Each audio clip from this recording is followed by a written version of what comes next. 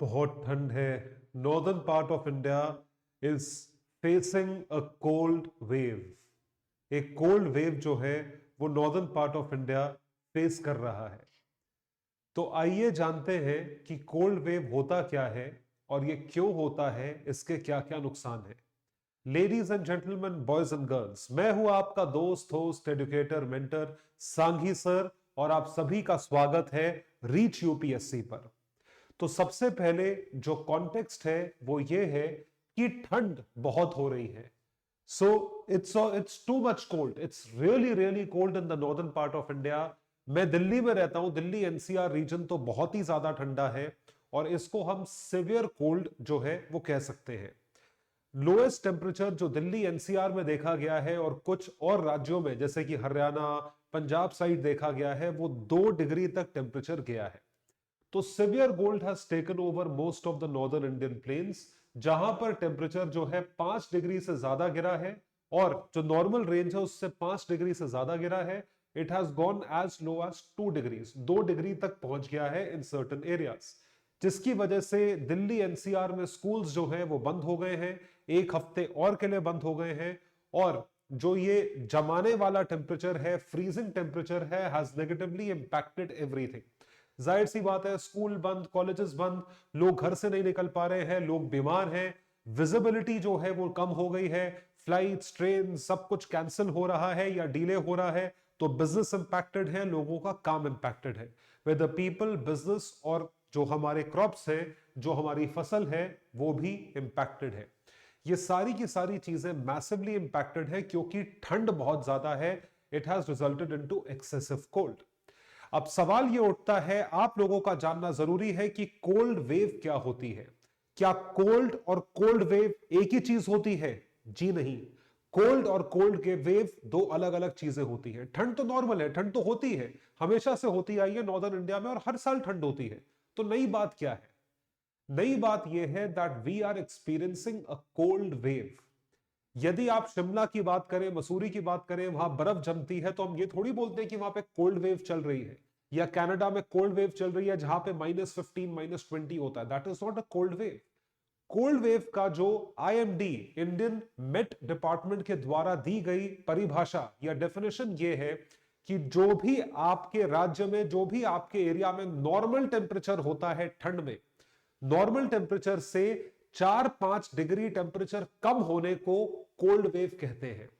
तो अगर दिल्ली में टेम्परेचर 14 डिग्री होता है नॉर्मली दिसंबर जनवरी के महीने में, मान लीजिए 14 डिग्रीज होता है दिसंबर जनवरी के महीने में, और उस नॉर्मल टेम्परेचर से आप 4-5 डिग्री नीचे का टेम्परेचर एक्सपीरियंस कर रहे हैं, या 4-5 डिग्री कम टेम्परेचर हुआ है, यानी कि 9-10 डिग्री गया है, तो आप उसे कोल्ड वेव बोलोगे।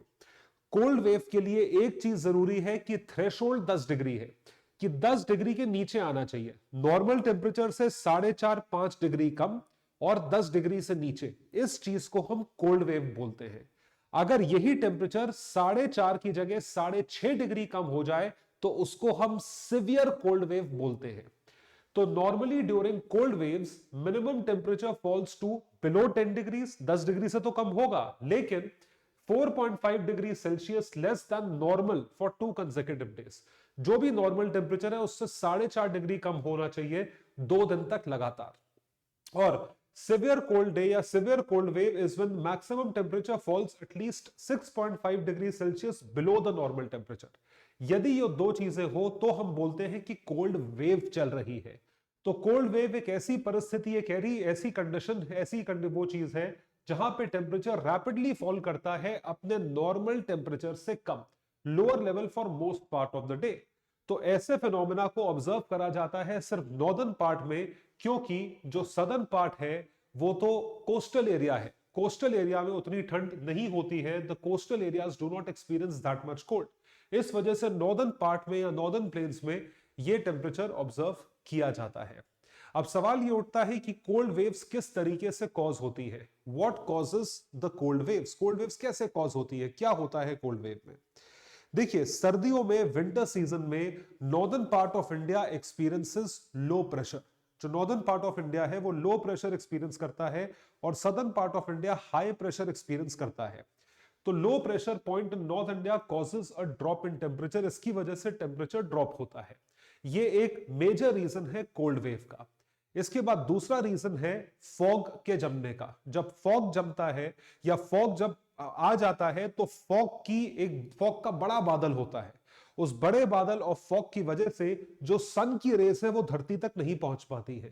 When the sun rays are not able to reach, insolation नहीं होता, सनलाइट मिलती नहीं है। आप देख लीजिए कहां, दिल्ली एनसीआर में, नॉर्दर्न पार्ट ऑफ इंडिया में बहुत कम शहरों में हमें सनलाइट देखने को मिल रही है, जिस वजह से ठंड बढ़ती है। और जब सनलाइट नहीं आती, इंसोलेशन नहीं होता, तो उसकी वजह से रात के टाइम टेम्परेचर और ज्यादा कम हो जाता है, तो रात के टाइम ठंड और ज्यादा हो जाती है। Without day time insolation, night temperature falls further. So fog cover throughout plains blocks sunlight to reach surface and contribute to colder than normal temperature in the northern part of India. ये दूसरी चीज है। तीसरा reason है ठंड में बारिश। ठंड में बारिश को बोला जाता है रीजन वेस्टर्न डिस्टर्बेंसेस। ये वेस्टर्लीज की वजह से होती है, जो कि मेडिटेरेनियन सी वेस्ट की तरफ से आती है। तो ये जो विंड्स आप देख रहे हैं, ये मेडिटेरेनियन सी है, इसकी तरफ से विंड्स जो है वो आते आते आते आते स्ट्राइक करती है Afghanistan, Pakistan and western part of India, Punjab region, Punjab, Haryana, Delhi, northern part of Rajasthan, यहां पूरे में जो है ये ठंडी ठंडी विंड स्ट्राइक करती है, जिसकी वजह से सर्दियों में बारिश देखने को मिलती है। नॉर्मल मॉनसून टेम्परेचर में सर्दियों में बारिश नहीं होती। जैसे जुलाई में अगर आप देखेंगे वो होती है मॉनसून्स, ट्रॉपिकल मॉनसून्स, लेकिन दिसंबर जनवरी में मॉनसून नहीं होती। दिसंबर जनवरी की बारिश जो होती है वो वेस्टर्लीज के कारण होती है, वेस्टर्न डिस्टर्बेंसेस के कारण होती है। तो western flowing from northwestern region originating in Mediterranean Sea brings with its moisture and clears clouds which further suppresses the temperature. Clouds clear हो जाते हैं और बारिश हो जाती है।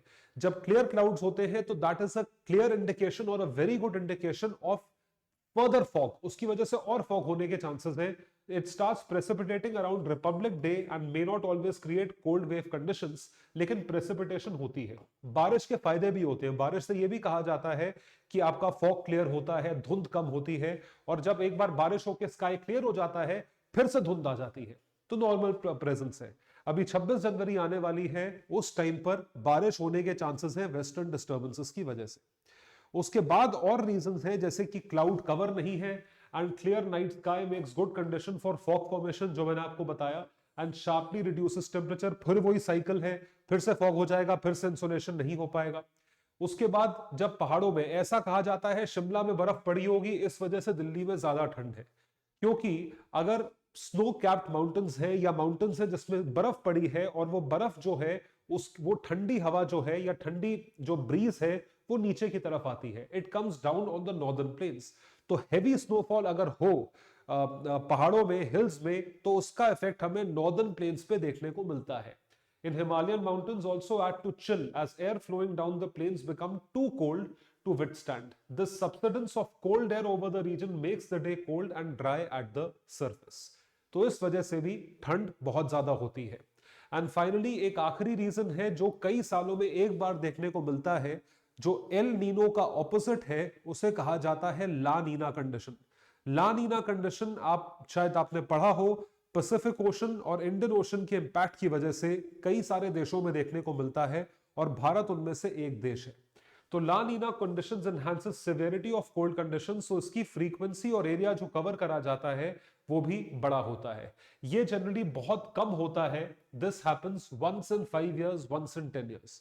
इस तरीके से ला नीना की कंडीशंस होती है।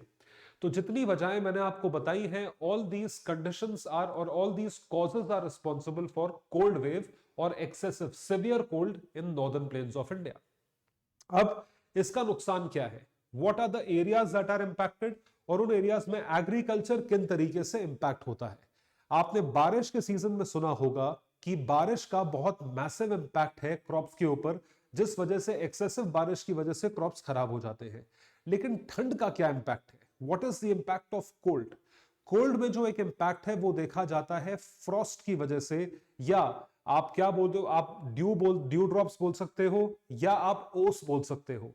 जब ओस पड़ती है, जो सर्दियों में पड़ती है, तो वो जम जाती है, क्रॉप्स के ऊपर जम जाती है, और उसकी वजह से पूरी की पूरी फसल खराब हो जाती है अगर बहुत ज्यादा कोल्ड हो तो।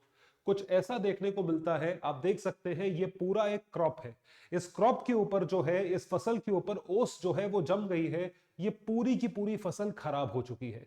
ये एक बहुत मेजर रीजन है जिसकी वजह से सर्दियों में यानी राबी क्रॉप जो है वो खराब होता है। राबी क्रॉप में जो प्राइमरी खराब होने वाली चीज है वो सबसे ज्यादा उगाई जाती है गेहूं, वीट और मस्टर्ड। तो wheat and mustard sown in this season, productivity of both are enhanced with good winter, अच्छी winters होती है तो enhance होता है, but cold wave and strong westerly winds damages standing crops। गेहूं खड़ा है और westerly winds बहुत शार्प हो तो गेहूं उड़ जाता है या उखड़ जाता है, खराब हो जाता है। और उस दूसरी तरफ फ्रॉस्ट जब फॉर्म होता है और जम जाता है during severe cold nights, damaging both crops, and high winds, hails with rain make the wheat crop fall on ground, severely damaging the crop productivity। Crop productivity इसकी वजह से भी डैमेज होती है।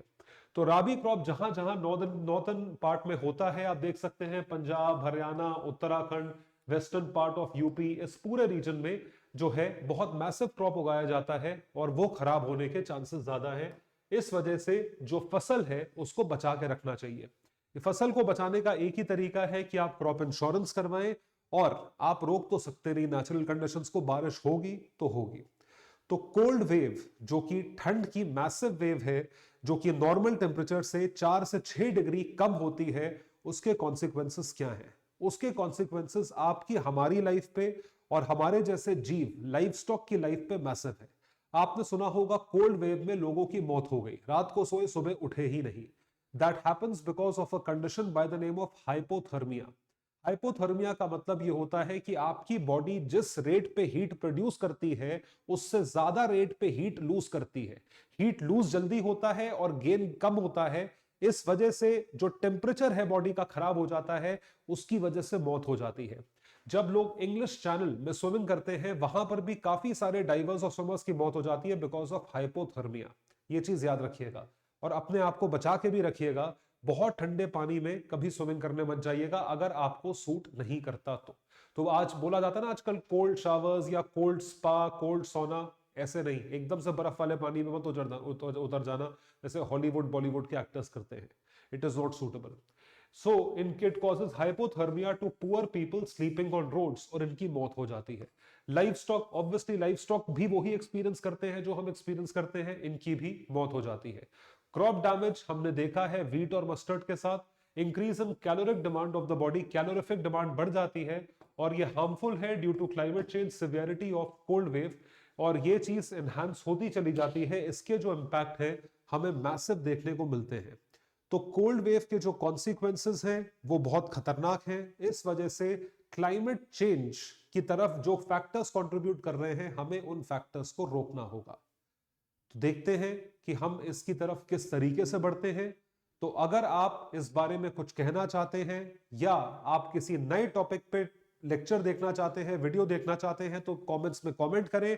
और आप मेरा चैनल सब्सक्राइब नहीं कर रहे हो, please subscribe to my channel and press the bell icon. Don't miss an update. Thank you so much everyone, bye, take care. ठंड में अपना ध्यान रखें।